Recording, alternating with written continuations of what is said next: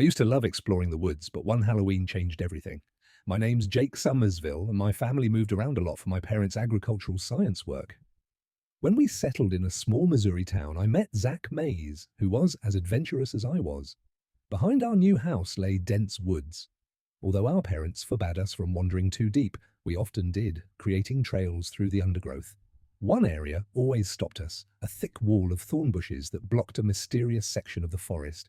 We eventually forgot about it until Halloween, when Zach suggested we check it out.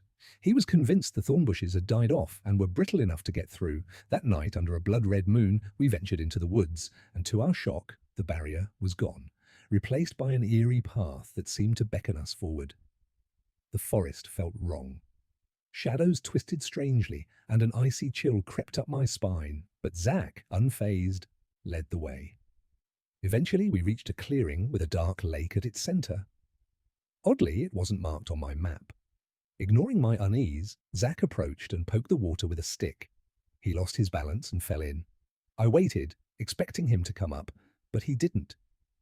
Desperately, I saw his flashlight under the lake's surface, glowing as if from a different world.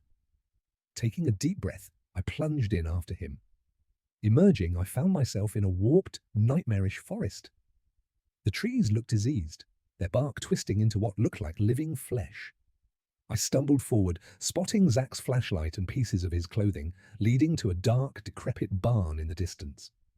Inside, I found Zach, bloodied and hanging from a hook. Barely conscious, he handed me his phone. On it was a blurred photo of a creature that had attacked him, a skeletal, emaciated being with elongated limbs and a mouth filled with razor-sharp teeth. Then I heard a low growl and saw the creature lurking in the shadows. Terrified, I snapped a picture, the flash startling it just enough for me to make a run for it. I tore through the dark forest, chased by its screeches, until I reached the lake. Without hesitation, I jumped in, hoping it would take me back.